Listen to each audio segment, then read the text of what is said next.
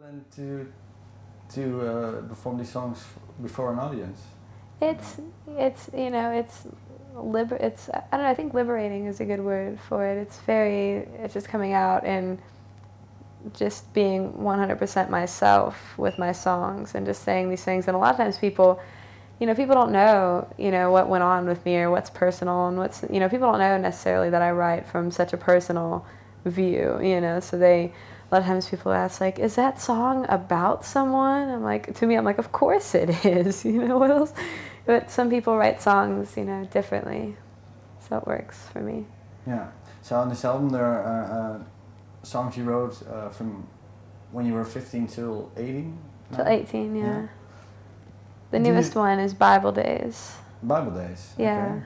That's where the title is from, isn't it? Yeah, that was the last song that we recorded, and we couldn't come up with a title for the album, and we were texting back and forth, and I had a good group of my friends involved, and we were all texting, like, album titles to each other, and it was like, hey, what do you think my new album should be called? And it was, over and over again, and then when I went in and I told Dan, I was like, yeah, I want to, play you this new song, and we decided to add it to the album.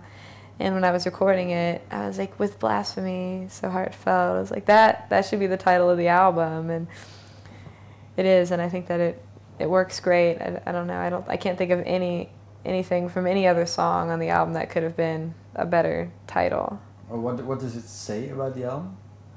I'm a very blasphemous person, really? And I have more than one blasphemous song, and it's definitely like coming out there and being like this album. In what way blasphemous?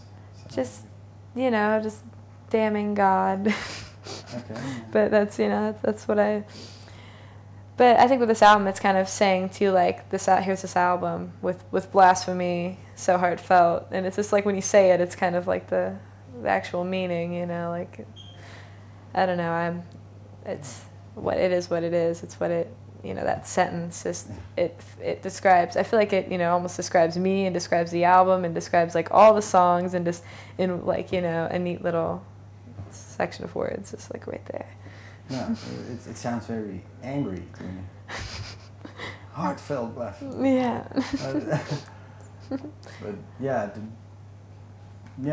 But do you agree? Is it a lot of anger? I think that's there's not a lot of anger in the album. There's a lot of sadness, and I think that Bible Days is probably the only somewhat angry song. Because? Well, it's just the lyrics are, like basically being mad at someone. I was dating someone, and they were a Christian, and I'm not. And every single thing that went wrong in our lives, he said, oh, God has a plan, God has a reason. And the whole thing about that song is, screw you, God doesn't have a plan, whatever, like, no, then the whole song is basically like me being mad at him and at God. Like, just both of you don't interfere. Both of you go to hell and leave me alone. Both you and God. And that's the only angry song on the whole album. Okay. And the rest, how would you describe it? Yeah, sadness. Just depressing, just melancholy, just very sad. That's all I really write is sad. Even. How come? Any idea? I realize going through my music and the music I listen to and my CDs and all that kind of stuff, and whenever I like new music, it's always sad.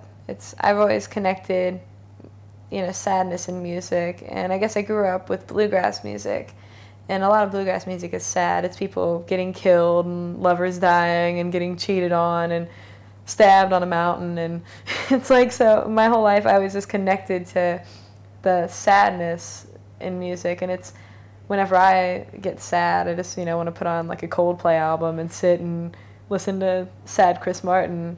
And then when I write my own songs, it's like, it's a way for me to get the sadness out. Because when I'm happy, I'm not going to write a song. I'm going to be out being happy. When I'm sad, I'm going to sit down and write something depressing and meaningful.